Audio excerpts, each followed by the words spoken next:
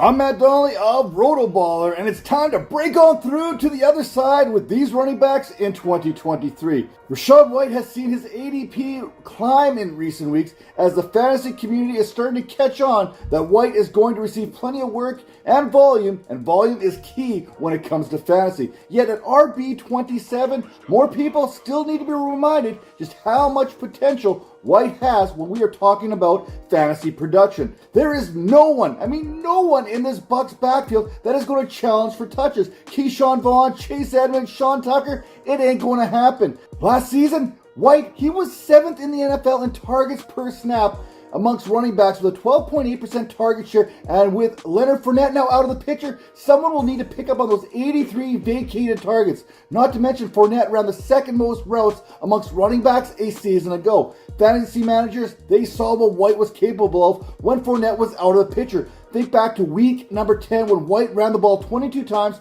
for 105 yards. Then he followed that up with a 9-catch performance against the Browns a week later. Another back ready for a breakout is Cam Akers of the Los Angeles Rams, who worked behind one of the worst offensive lines last season. An offense that lost plenty of pieces along the way, and yet Akers, he still managed to churn out 4.2 yards per carry and produced 345 yards and averaged 5.4 yards per carry over the final 3 contests. Currently, Akers is coming up the board as the RB22. That is great value for a back who could easily finish inside the top 12 in fantasy. In 5 of the final 6 Ram contests, Akers commanded at least 72% of the team's snaps. He also averaged 19.1 touches and 101.8 total yards per game. If you translate that into fantasy terms, that was RB6 from weeks 13 on, while getting 100% of the carries inside the 10-yard line. Per PFF, from week 10 on, he was 21st in yards after contact per attempt, 7th in elusive run rating, and 9th in runs greater than 15 yards. So yes, Cam Akers, he was already breaking out. We just didn't pay attention last season. Moving on, let's head to Buffalo. The addition of Damian Harris in Buffalo's backfield actually is going to help James Cook. Hear me out here. Cook was going to likely get a larger workload if no one else came in, and that would have likely meant a dip in efficiency was going to follow. Right now, Cook, he's being undervalued, sitting there about RB30. Looking at the end of last season, Cook took a majority of the snap share from week 13 on, playing 40% of the team snaps over the final 7 contests. With a breakaway run rate of 44%, it is easy to see how Cook would go on to average 5.3 yards per carry. He also led the NFL in explosive run rate at 12.4%.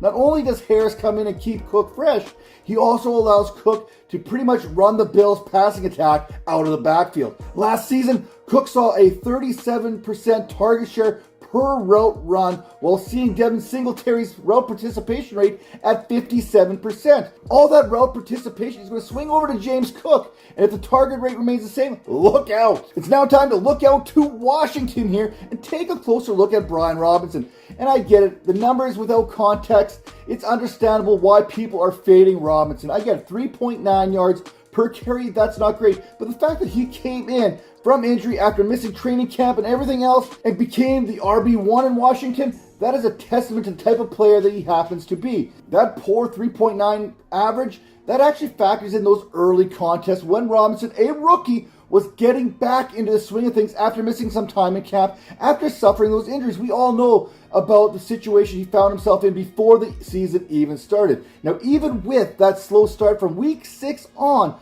Robinson was averaging 18 carries per game. With that kind of volume, once again, he's going to improve upon those 2 rushing touchdowns. There is going to be an improvement, which means he's going to produce in fantasy. Now, looking at the final 5 games last season, he averaged 4.5 yards per carry, and right now his ADP shows 30 other running backs being selected ahead of Robinson. Don't get it twisted here. Robinson, he's going to lose work to Antonio Gibson in the passing game. Well, pretty much all of it, let's be honest. But there's still enough volume to tell me that Robinson is in for a big season. Think about what Isaiah Pacheco did in this Eric Bieniemy offense. He was ranking 6th in rushing yards from week 10 through 17. So basically, you are going to be getting yourself a bell cow type back in the 9th or 10th round of your fantasy drafts. And Robinson, like I said, that is perfect. No one's expecting it. He is going to break out. Fantasy football has given me so much over recent years, and one of the things it's given me is trust issues. I mean, yes, it's given me trust issues.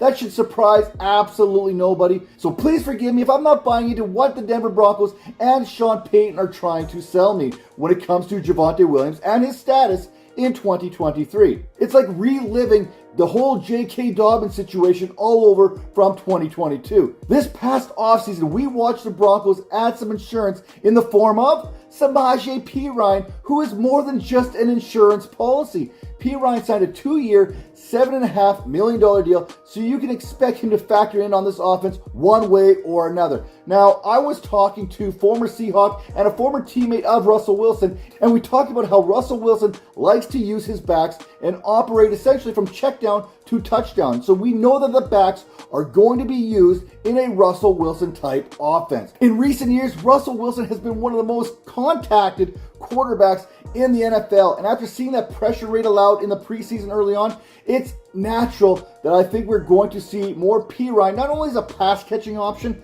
but he also is going to be in there to block for Russell Wilson. He had the 5th highest pass blocking grade amongst the running backs last season. Now, Perine and the Broncos face the 3rd most favorable schedule in fantasy at the running back position. And in 3 games in which Perine started in Cincinnati, remember this, Perine averaged 110 yards per game, 21 touches per game, and he hasn't fumbled since 2017. Yes, 2017. So we can see that Perine has already established himself as a back that can carry a workload. It's just a matter of time until he gets that opportunity, and I don't trust Javonte Williams. So breaking it all down real quickly, here are the 5 running backs that are going to break out in 2023. Rachaad White, he's going to get plenty of volume in the passing game. Leonard Fournette's departure opens up even more opportunities.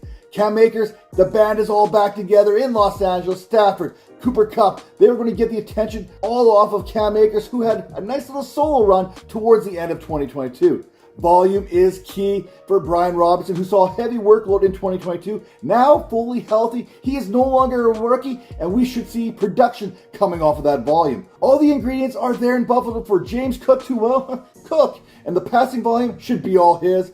And Samaje Perine, I don't believe Sean Payton and what they are saying about Javonte Williams being good to go. So I'm going to go with Samaje Perine, who signed up to be more than just a backup. And speaking of signing up, make sure that you are signed up. Make sure you're subscribed. Make sure you're liking everything here on the RotoBaller YouTube channel for all your fantasy football analysis.